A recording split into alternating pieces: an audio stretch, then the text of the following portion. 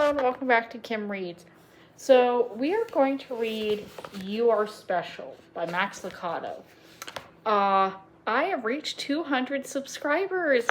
Yay! Oh, thanks so much for listening. This is actually one of the few books I've had since my childhood. I really love it. Anyway, so it's lovely. Okay, the Wemmicks were small wooden people. All the wooden people were carved by a woodworker named Eli. His workshop sat on a hill overlooking their village. Each Wemmick was different. Some had big noses, others had large eyes. Some were tall and others were short. Some wore hats, others wore coats, but were all made by the same carver and lived in the same village.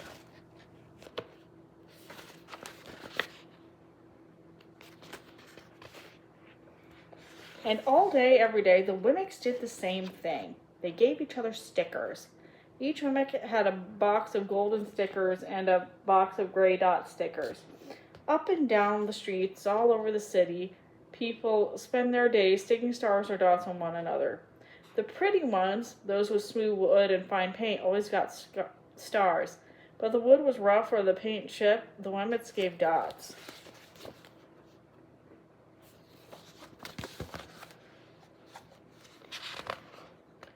The townsmen ones got stars too.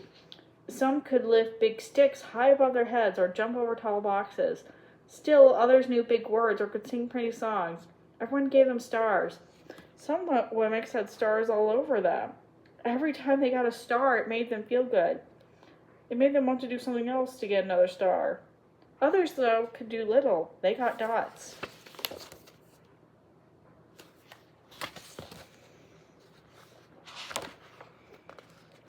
Punchinello was one of these. He tried to jump high like the others, but he always fell. And when he fell, the others would gather around him and give him dots. Sometimes when he fell, his wood got scratched, so the people would give him more dots. Then, when he would try to explain why he fell, he would say something silly, and the Wemmicks would give him more dots. After a while, he had so many dots that he didn't want to go outside. He was afraid he would do something dumb, such as forget his hat or step in the water, and then people would give him another dot. In fact, he had so many gray dots that some people would come up and give him one for no reason at all.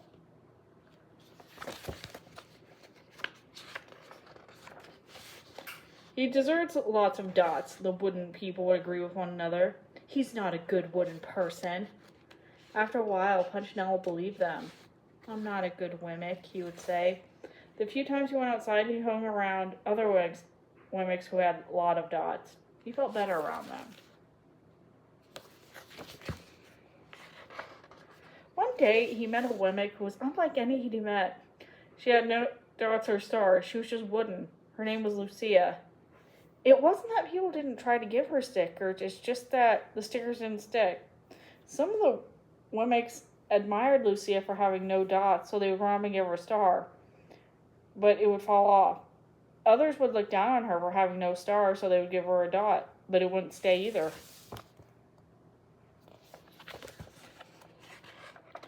That's the way I want to be, thought Punchinello.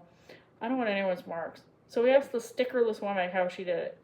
It's easy, Lucia replied. Every day I go see Eli. Eli? Yes, the wood carver. I sit in the workshop with him. Why?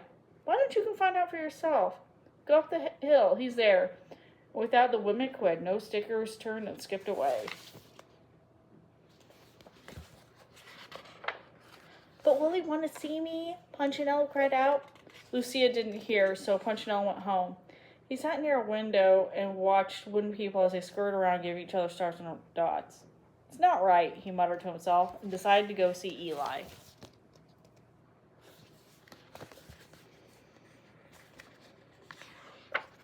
He walked up to the narrow path to the top of the hill and stepped on the big shop. His wooden eyes widened at the sight of everything. The stool was as tall as he was. He had to stretch on his tiptoes to see the top of the workbench. A hammer was as long as his arm. Punchinello swallowed hard. I'm not staying here, and he turned to leave. Then he heard his name. Punchinello?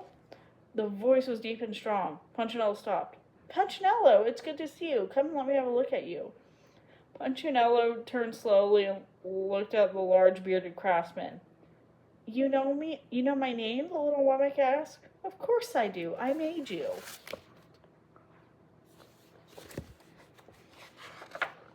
Eli stooped down and picked him up and sat him on the bench. The maker spoke thoughtfully and he looked at the jaded gods. Looks like you've been given some bad marks. I didn't mean to, Eli. I really tried hard. Oh, you don't have to defend yourself to me, child. I don't care what the other Wemmicks think.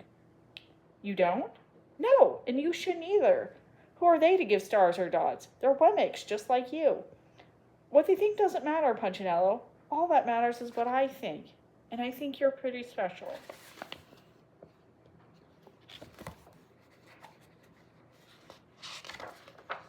Punchinello laughed. Me? Special? Why? I can't walk fast. I can't jump. My pain is healing. Why do I matter to you? Eli looked at Punchinello, put his hands on those small wooden shoulders, and spoke very slowly. Because you're mine. That's why you matter to me.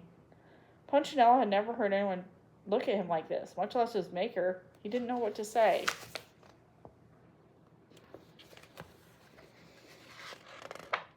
Every day I've been hoping you'd come, Eli explained. I came because I met someone who had no marks, said Punchinello. I know, she told me about you. Why don't the stickers stay on her? The maker spoke softly. Because she has decided that what I think is more important than what they think. The stickers only stick if you let them.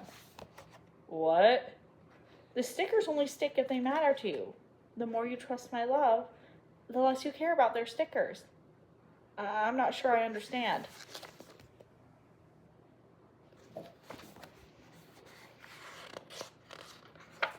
Eli smiled. You will, but it'll take time.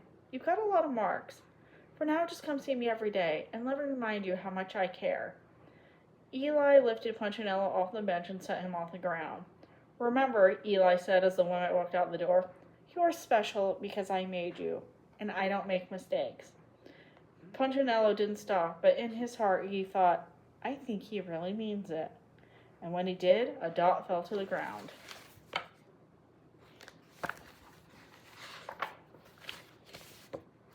Okay, so that's the end.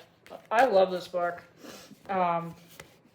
There's a 30-minute animated movie. You can find it on YouTube. It's really cool.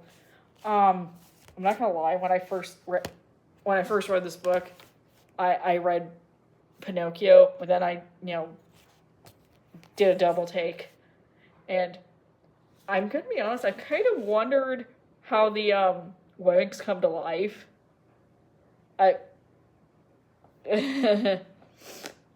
Well, I mean, guess it doesn't really matter, but thanks for listening. Bye.